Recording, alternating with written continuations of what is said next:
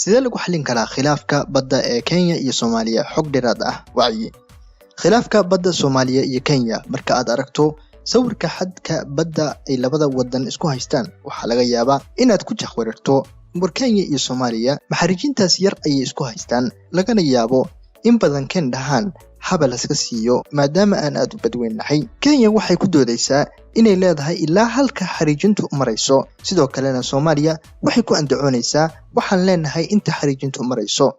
Muuqaalka ayaan ku qaadaa dhigi doonaa sida lagu xallin karo khilaafkan labada dawladood, iyo dawlad kasta waxay cuskanayso doodeedu.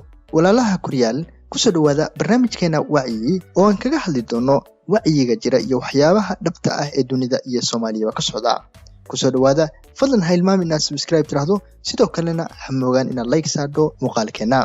waxaa jira sharci weyne ee qaramada midoobay dejisay, gaar ahaan waaxda loo yaqaano UN Clause, oo ah in dawlad kastaba leedahay masaafo dhan ilaa 200 oo nanomile. wixii kheyraad kalluun iyo shidaalba ka soo baxa waxaa loo yaqaanaa EEZ, sida muuqaalka aad ku aragto, waxaana yeelanaya wadankaas. sidoo kalena haddii uu wadanku xajmi ahaan weynaado, waxaa loo ogol yahay inuu masaafadaas ka badan ka kalluumaysto, loona yaqaano continental shelf. Okay, dabcan haddii aan intaas la fahanay, aan guda galno dhanka dooda Soomaaliya iyo Kenya. Soomaaliya waxay ku doodaysaa inay leedahay halka xariijintu marayso, sida aad ka aragto muuqaalka oo raacsan calaamadda xuduudkeeda, halka ay Kenya ku doodayso inay leedahay xadka dhanka xariijintu marayso oo xagal toosan la ah lana siman latitude-ka ama xariijinta loo yaqaano loolka. macnaheeduna yahay inay Kenya dalbanayso in xadku toosnaado.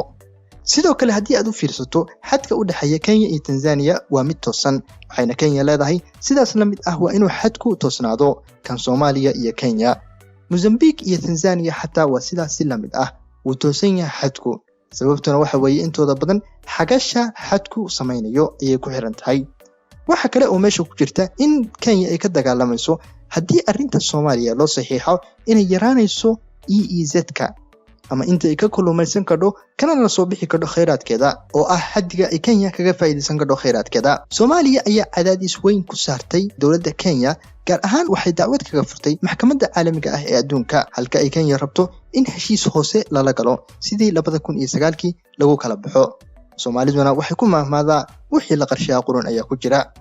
aan tooshka ku ifino qaabka loo qaybiyo badaha caalamka iyo qaacidooyinka asaasiga u ah. Soomaaliya waxay isticmaalaysaa qaabka lagu qaybiyo badaha ee loo yaqaano equidistance line. Equidistance line waxa weeye sida aad ka fahmi karto erey ahaan, labada wadan ayaa masaafo isleeg laga cabiraya, kabacdina halka ay isugu yimaadaan ayay maraysaa xariijinta xadku. waxaana equidistance line-ku ku xiran yahay hadba qaabka uu u samaysan yahay dhulka xeebtu. hal caqabad oo uu leeyahay equidistance-gu waa in marka xeebtu aysan sinayn ay keeni karto soohdin qalloocsan, laakiinse waxaa lagu xaliyaa xariijin ay maxkamadda caalamiga ahi ku kala saarto.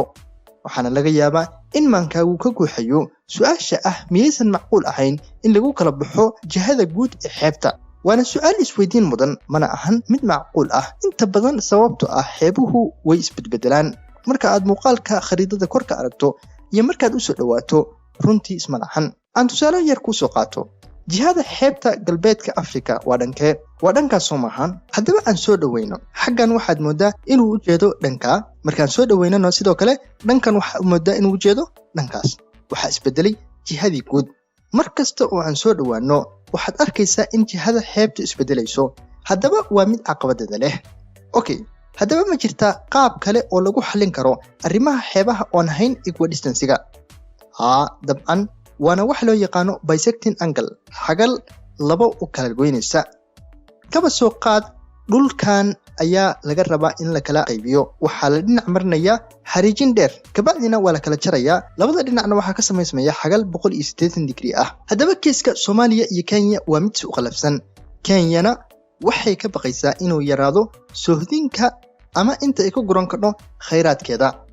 waxaana u furan in lagu xaliyo labada qaab ee loo yaqaano equidistance-ga iyo bisection-ka. sidee ayay kula tahay? waa saxan tahay ama habboon tahay in badda lagu xaliyo? haddii aad rabto inaad xogo dheeraad ah ka hesho arrimaha sharciyada iyo khilaafyada badaha, fadlan la soo deg buugga shaashada kaaga muuqda. hana ilaawin walaal inaad subscribe ku sharafto muuqaalkeena, sidoo kalena like saadho. mahadsanidin.